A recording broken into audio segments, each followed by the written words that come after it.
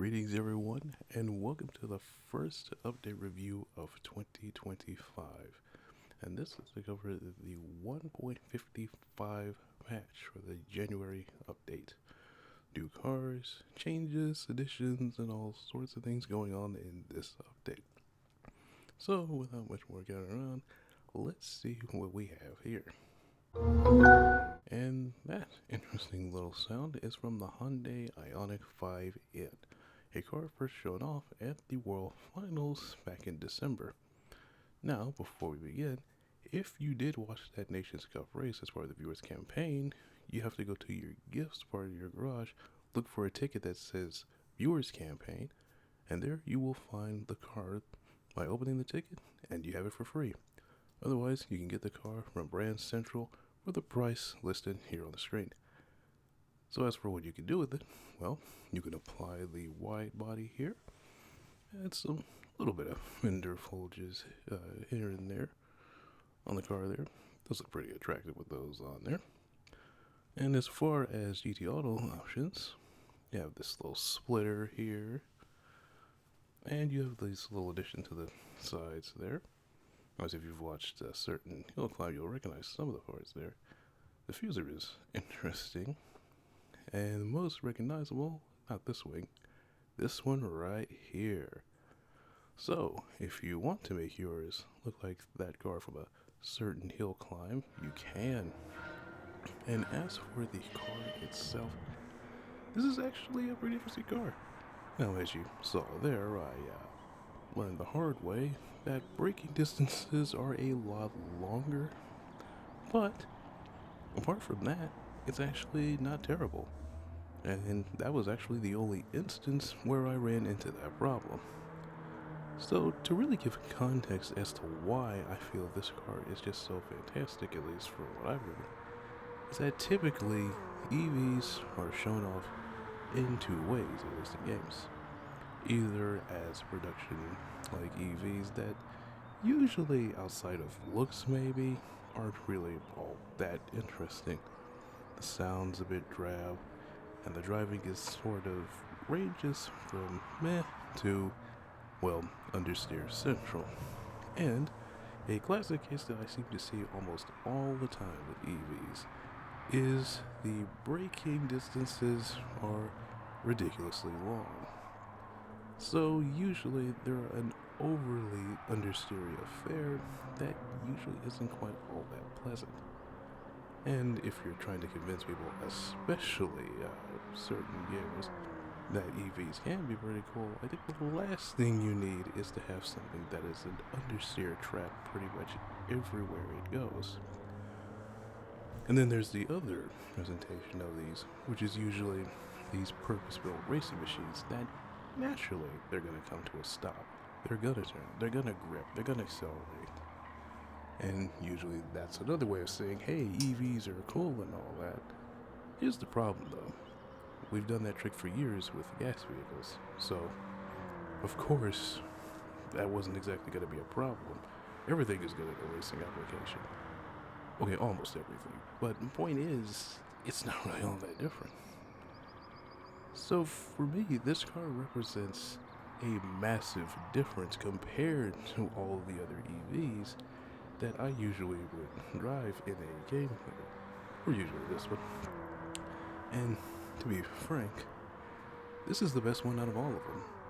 You know, and it's not, again, a typical all-power and no-brakes understeer affair, looking at you, Porsche Mission X. It's actually good. It handles, it turns. If anything, it has oversteer, which is actually pleasant. So I would say to those that love EVs, give this car a chance. This is actually a good EV vehicle to try. And I honestly think you'll be a bigger fan of this than you will of any other EV. And that interesting sound there was the Toyota CHRS 2018, a car that has beaten out the Alphard, the Hi-Medic, and the Hi-Ace, or a contentious edition. Now, of course, I still stand by it having some sort of racing application, because tell me you've never watched a Nürburgring 24 Hour without telling me you've never watched a Nürburgring 24 Hour, And likewise, you've never watched a rally without that absolute trash that is the WRC, run by people who don't know what they're doing. But that's a riff for another video. So let's see what you can do to this car. So, playing a wide body, absolutely can do that. So, for your rallying aspirations, there is at least a stylistic way to go about it. Certainly what I did with my Ford Focus. And of course, GT Auto, that splitter looking awfully familiar, isn't it? So that's the addition you can put on there. So for the side, you can take off the hybrid badges as well as those weird mirror things. And there's this interesting little attribute on the bottom there. Unsure what that does. The rear bumper, remove the hybrid stickers again. But there's also this little diffuser bump. And finally, there is the star of the show right there. Oh, and that wing looks awfully familiar. So yeah, interesting customizations for this car at least. So that's definitely something. As far as something for the track though, so remember how I said the Ioniq was actually pretty interesting to drive and pretty cool to drive, and how it handles, it does everything, and despite being an EV, it's actually fun to drive? Like, it's fun. This car, it exists. It's not the painfully slow express that everybody seems to paint it as, but it's not exactly exciting either. Doesn't exactly move the needle. It certainly handles, certainly brakes. The braking distance isn't quite the long one that I had to learn the hard way.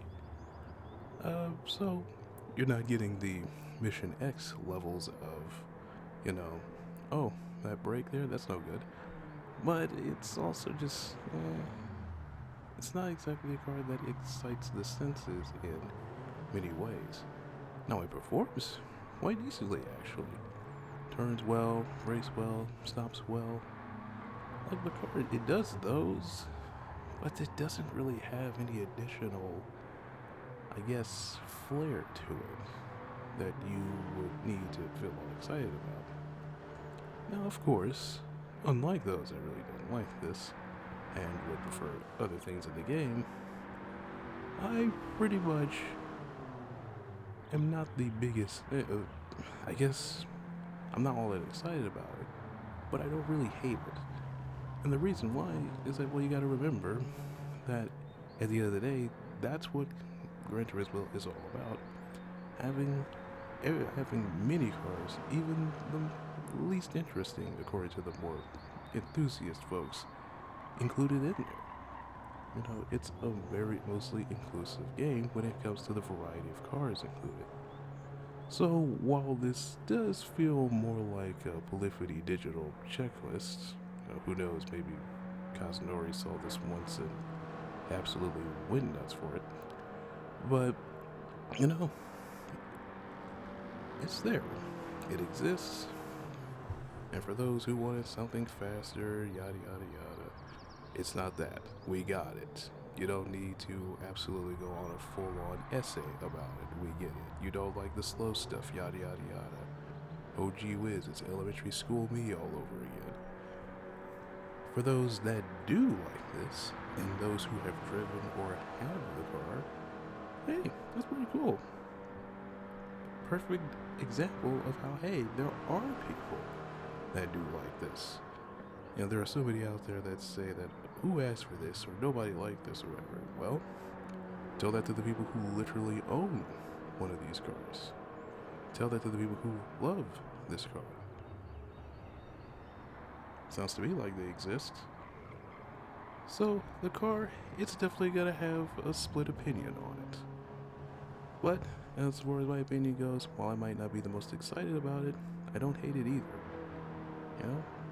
It exists, and it's there. Simple as that.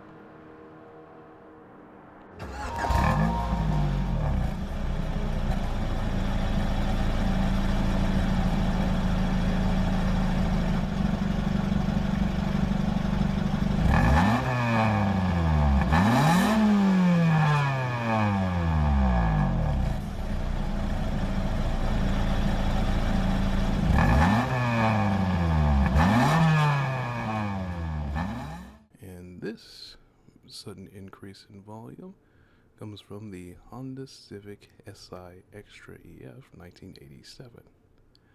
Now, performance wise, it's yet another car that's not necessarily going to be super excited or whatever. But, contrary to what some neckbeard from the 80s wants to tell you about it being a car that people only drive because groceries and whatnot, it is a car with plenty of sporting potential. Why wouldn't there be a race car for it if there wasn't any? Or a scene for it, even? So, let's see what you can do with this little thing with a pep in its step.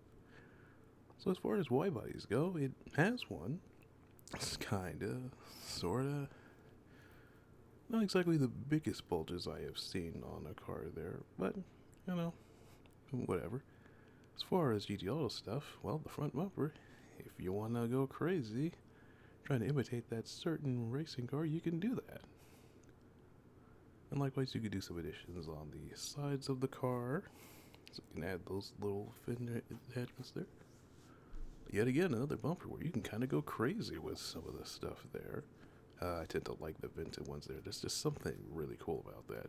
And then this wing is easily one of my favorite parts because I've seen this in real life, and it's just as funny looking now as it was then when I first saw it.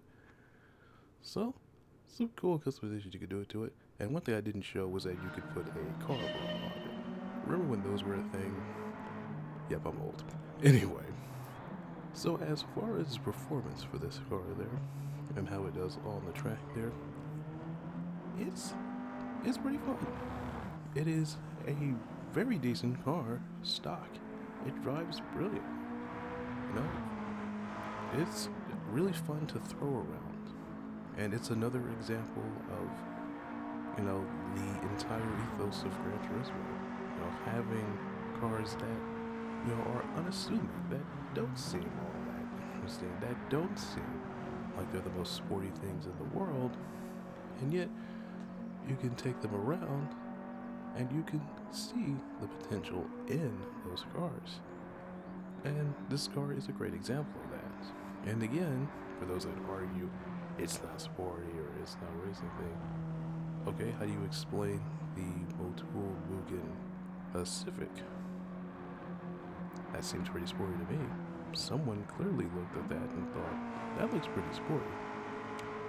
And those are exactly the sort of people who you need to show something outrageous, like that Volvo that was in the BTCC, and then go, yeah, you want to come at me again with the mom van thing, or the mom car thing?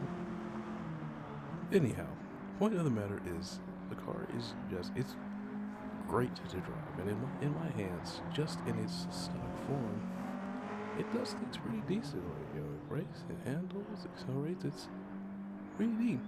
And again, the 130 horsepower, yeah, it's not necessarily going to be shouting at the top of its lungs, it's not going to be breaking any sound waves or anything, but the car still feels pretty good to drive.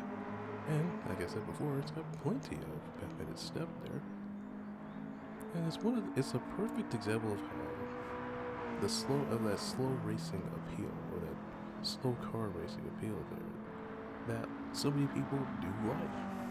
You don't need a lot of speed, you don't need a lot of downforce for the racing to be interesting there. It's cool and can look cool, but this could be just as cool as well, especially if it's something that's affordable too. And that's another thing you gotta remember. Certain car scenes around the world have iconic things like this because of how easy they were to acquire and how cheap they were to acquire.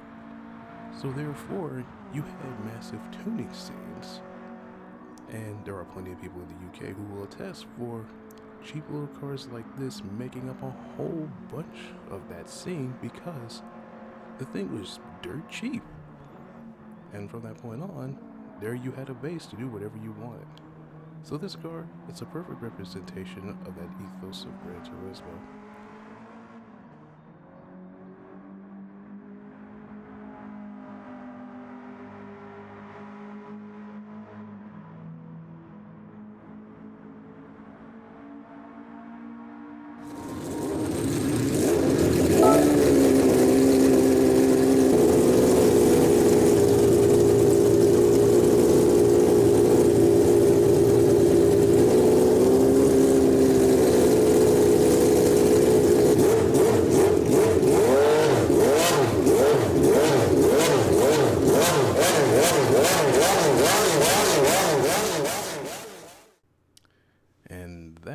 explosive entrance of noise is courtesy of this, the F3500A, a car that pretty much is a homage to the early 90s Formula One cars, and the default liveries, as is tradition with PD's unlicensed open wheel cars, are nice little references to those teams there. Odds are you will find a recognizable team just even looking at this same livery but in those different color combos. At least one of them is going to immediately make you go, ah, I'm familiar with that. And there's a reason I'm repeatedly showing this there, but yep, it's just a very cool thing to have. As far as customizations go, it has the rare distinction of a race car basically stealing the show when it comes to customizations. As to look what you could do here just with the nose alone. You know, the different dive planes, the different influences. You can mess with that. You can likewise do that with a side pod, which even affects the engine cover as well. So plenty of cars you can mimic with the way these customizations are. And the same goes for the rear here. All these different wings here with the double elements, the braces, and even how thick or thin the implants are. Again, plenty of stuff you can do to these cars to customize it just as you want, the way you want with it. This will be a lot of fun for people to race. And not even just for Formula 1, but for even reliving those days of Gran Turismo 3 even. Now as far as on track, this thing is absolutely a blast. And I will admit, it is a bit of a wheel spinning beast, so if you're not careful, it will catch you out. And there is a way to drive this thing. And one of the three people from GT Planet, I can't remember which one, but I think he summed it up nicely in how it's not a turbo car, but yet it reacts like a turbo car, and how the engine sort of has that abrupt explosive power to it. And I would say if you've driven the likes of the F1500 TA and the McLaren MP44, you get an idea of what that's like.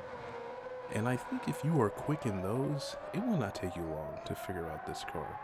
You know, there's a certain way to predict that power band and to adjust your driving accordingly to that power band. Because you gotta remember, even without the turbos, this still had a sort of an uneven distribution of power with how you got onto it.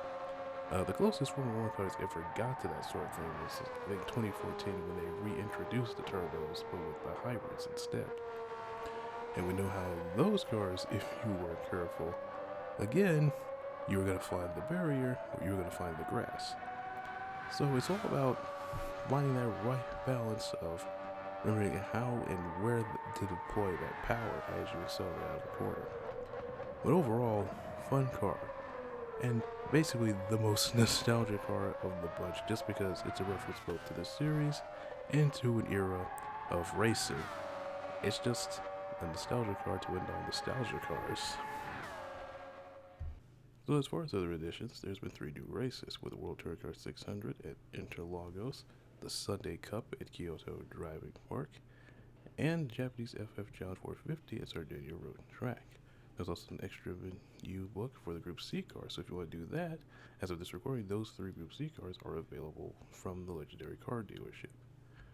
And then, of course, there's the physics change that's been added to the game there. Another one since the big one there. And for me, one of the cars I've driven is a very good indication, at least in my hands, of how big a difference this physics change has been.